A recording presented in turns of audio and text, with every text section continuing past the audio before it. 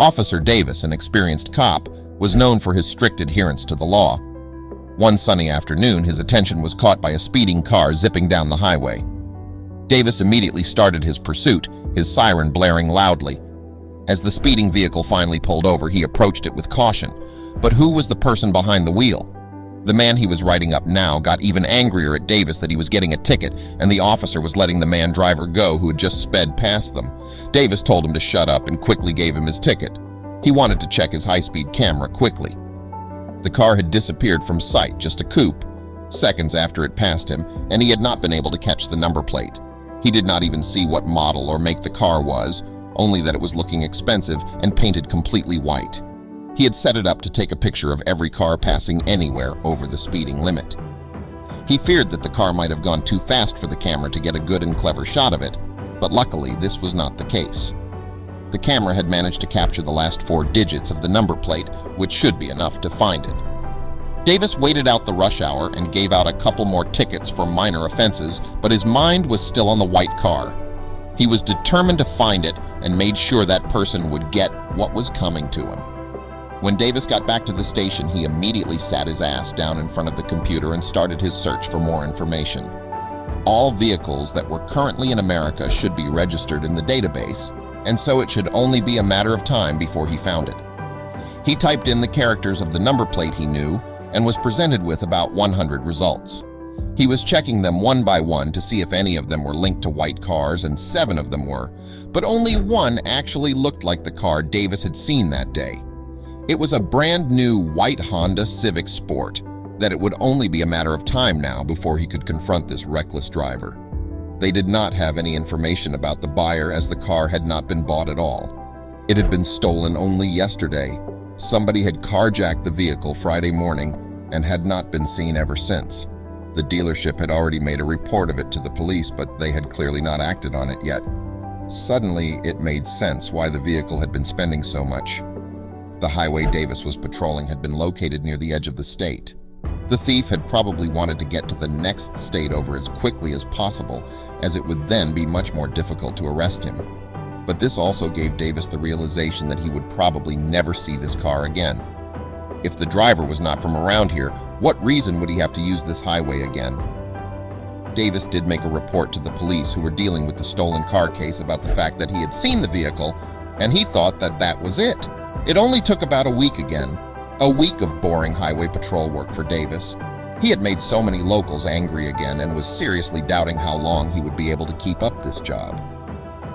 But then, during the Friday afternoon rush hours, Davis got a sense of déjà vu.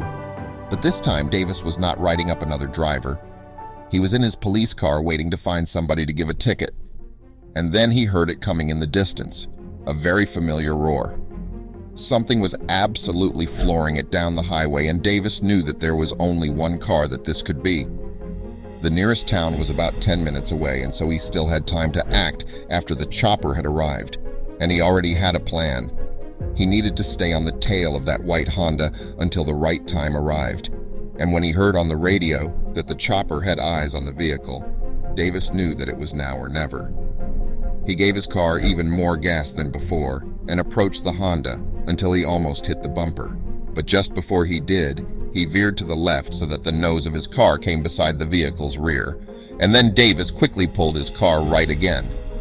He hit the white Honda's backside hard, which caused both cars to immediately spin out. He closed his eyes and braced himself for the impact. Only seconds later, he was hit in the face with the airbag as the car span off the road and came to an eventual stop. After realizing what had happened, he realized that he did not feel like he had any serious injuries, and so he quickly got out of the car to see what had happened to the white Honda. But then Davis started to notice a lot more strange things in the car. There was some sort of machine on the floor of the driver's side that was connected to the car with a lot of wires. He still wasn't sure what had exactly happened, but he could hazard a guess that this car was being remotely controlled. Davis was completely stunned by what he had just discovered.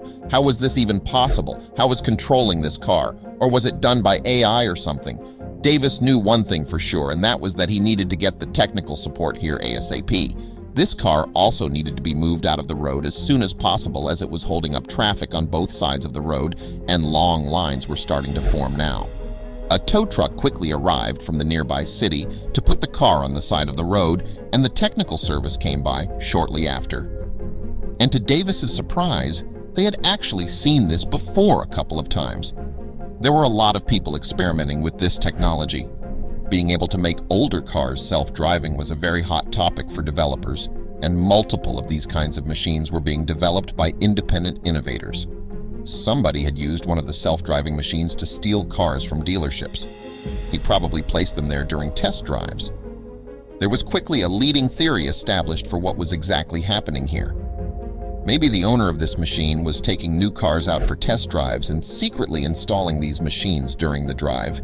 Then he could activate the car in the middle of the night and simply drive off. It was just because the man had way too much fun speeding with the car.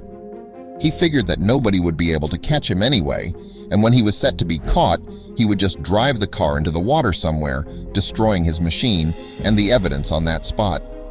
That was his actual target when he went off the highway. He never had any intention of going to the town.